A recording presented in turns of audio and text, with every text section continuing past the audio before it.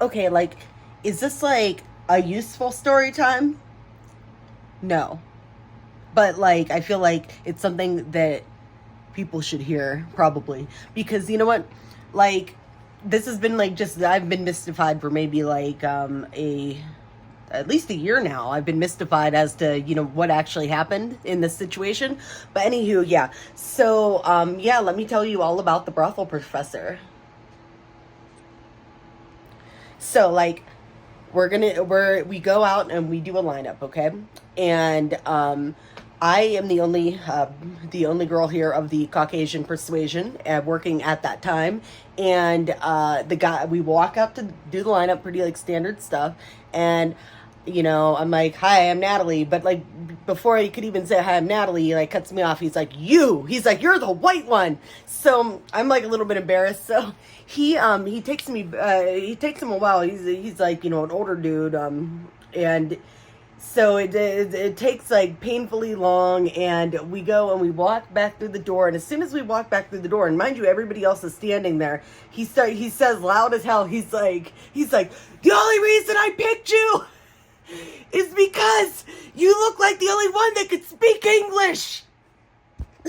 So I'm like dying a little bit inside, and I'm like, I can feel where that this is going to be a very pointless tour. But anyways, we do the tour, and I mean it takes a very very long, because like I said, he's an older guy. He has like an oxygen tank. He has a cane, and yeah. Well, anyways, so I finally get him back to my room, and he starts asking me shit. He's like, "How much weight do you think that your body could withstand?"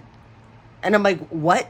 And he's like, "If I was to put weight on you, how much do you think that your body could withstand?" I'm like, like, I've never stress tested my body for that exact situation, and I don't think I want to, and I don't know how much weight my body can withstand, because like, ugh. Like, what would you do? What was he doing with that information? Like if I would have really thrown out a number, what could he have possibly done with that situation? With that number, I mean, like, what was the make or break number? Like, where was he? He never elaborated. And well, anyways, but that's not the mystery, okay? I mean, it's still mysterious, but that's like not the mystery to me. The real mystery to me is like, we wrap all of the, I quoted him a super high number, because I'm like, whatever you're doing and whatever's going on with you, it needs to be very pricey to deal with that, because like, I don't want to find out what he needs to know, the weight that my body can withstand without suffocating. Okay, that's worth a lot of money to me. So I quote him the super high price, and then he's like, "Oh darn, you got me." And he's like, "I can't afford that today." He's like, "Tell the owner the professor says hi." And I'm like, "Okay." And then I walk him out and everything. Well, then I asked the owner. I'm like, "This guy, he was really weird. He said he said to tell you that the professor said hi," and he's like, "What?" And I'm all like, the professor told me to tell you to say hi, and that you will know who he is. He did not know who he was. I asked some of the girls that were here for like like a long time, like, who the fuck.